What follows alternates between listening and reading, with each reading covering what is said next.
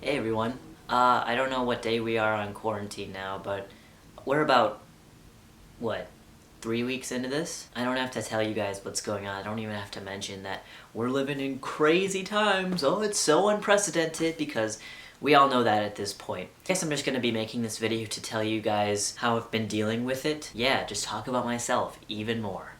Even though I told myself I wasn't gonna do that, but we'll get into that in this video actually. My birthday was on Friday. Today is Monday, April 6th, and my birthday was on Friday, April 3rd. I turned 22 years old. I was going to throw a party, but obviously I couldn't end up doing that because I invited like 30 people, and I don't even think I'd be comfortable having a party of like, I don't even think I would want to have any more than like 2 people over at my house at this point. So I had to cancel that, which kind of sucked because I've never actually hosted a party before, so I was kind of looking forward to having that experience, and you know, it would have been really fun, I think. But alas, couldn't happen. So instead I just went for a bike ride with my friend and we went hiking. I was gonna make a vlog on that, but I genuinely just hate vlogging. I have never been good at it. I never have felt the need to record myself in my day-to-day life. I'd always have to set a time to record. I always have to have a purpose for recording, and vlogging, frankly, doesn't really seem very purposeful unless I'm doing something really, really remarkable. So I'll just show you some of the footage that I took from Friday right now.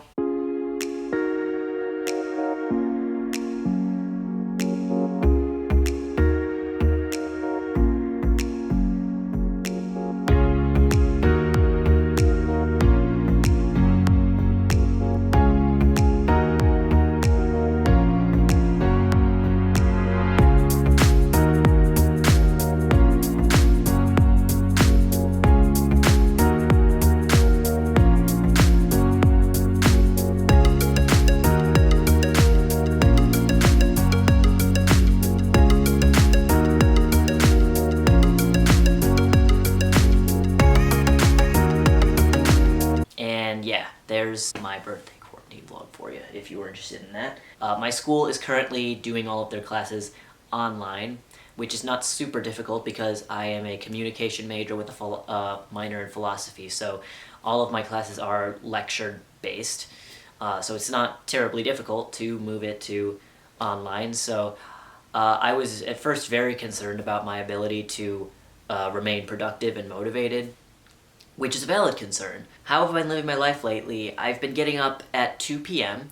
I've been getting out of bed at 2 p.m. every single day.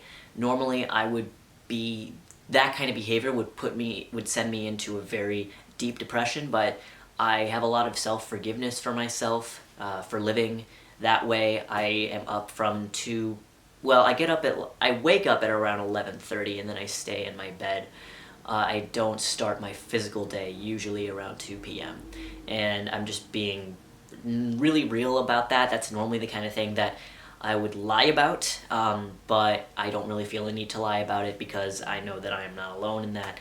And I am still managing to maintain my GPA, which I think is a 4.0 right now. So I don't feel very stressed about school right now because we do have a pass-fail option. So if we are not happy with our grades by the end of the semester, we can email the registrar. Our professors don't have to know about it, and just say like, hey, just make it all pass-fail, and it won't affect the GPA at all. But if I am happy with my grades and I do manage to pull off a 4.0 or a 3.9 or 8 or 7 even, if I get anything above a 3.6, essentially, I will just keep my grades. I am not working at the moment. My cafe is still open, but I am choosing to not go in because I live with my mother and I will soon be living with my grandmother. My grandmother is around 83, my mom is 56, and I just can't risk it. At the end of the day, if something were to happen to them, if they were to contract coronavirus from me, I would never forgive myself, and I'm not really spending a lot of money anyway, so I had to make the difficult decision to withdraw from work for the time being. So I am not working, I'm not seeing friends, I'm not doing anything. All I'm doing is schoolwork and staring at my phone pretty much, watching Netflix, eating, reading sometimes. Like I said before, normally this would really destroy me mentally. If I were living this way and I didn't have an excuse to be living this way, it would be really, really bad. And I would have absolutely zero self-forgiveness. I suppose I take solace in the fact that everyone in America is essentially going through the same sort of difficulties. Hopefully I don't keep up this habit of getting up at 2 p.m. every single day. I usually try to make it so that I don't have the option to. So like this semester before we moved to online classes, I was getting up at 7 a.m. every single day. I wasn't smoking weed. I was drinking sometimes, but like I really had a pretty disciplined lifestyle, I thought, given my, general lack of ability to pay attention and focus on something for more than 30 minutes. I still would say I was pretty well self-disciplined. I was very careful to not let my weed habits get in the way of my academics, and I am still doing that.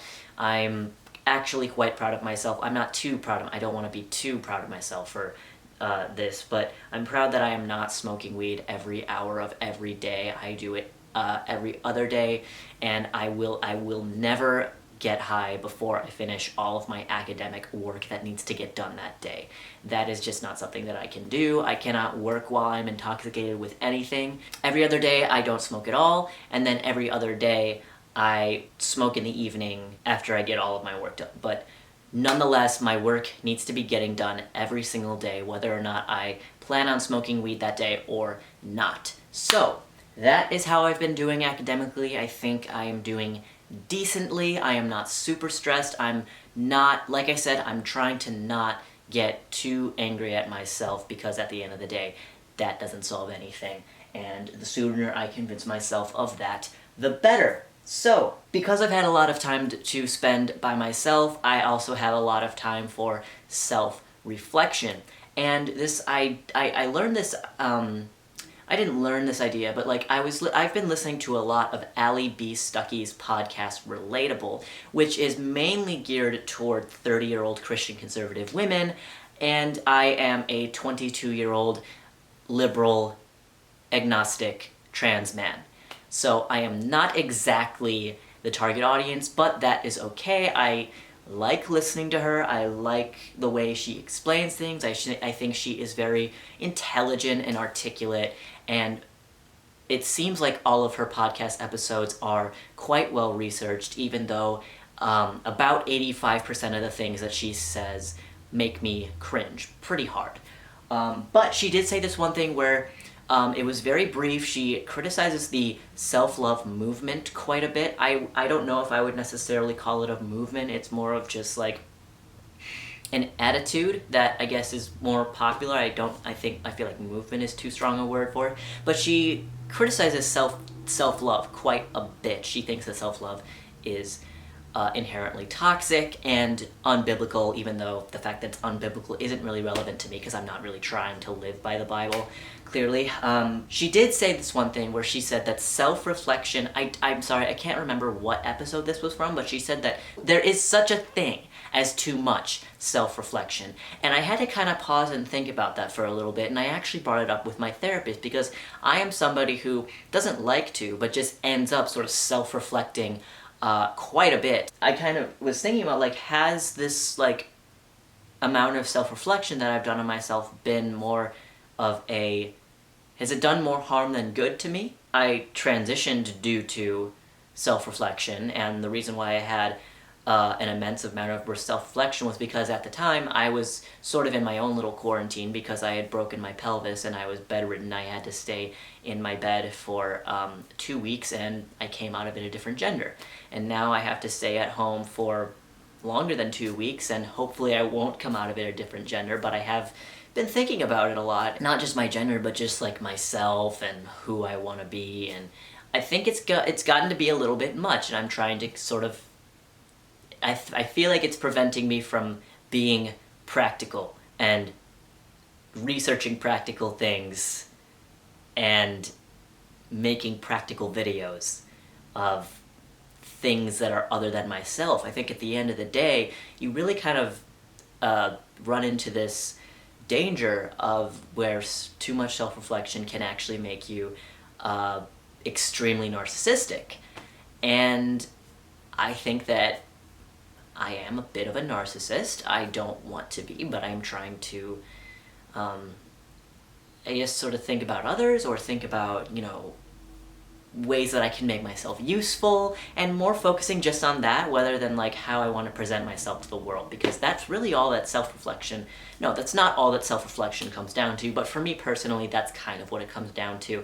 On my birthday, I took a very small shroom dosage, and it wasn't, you know, super like profound or anything. I kind of just wanted to have a nice bike ride, hike experience, so I took a little bit of shrooms, and I found myself feeling extremely anxious when I was starting to feel the effects, and I realized that that anxiousness all surrounded on like how other people were seeing me and making sure that I didn't make myself look stupid, which is pretty much my constant state. I wasn't able to get rid of the anxiety until I convinced myself that nobody actually cares what I look like. No one is actually paying attention to me, and since no one is paying attention to me, or nobody cares how I present myself because nobody that I don't know cares about me, then that gave me a lot of freedom to just be, you know, just be. So that was pretty much what I got from that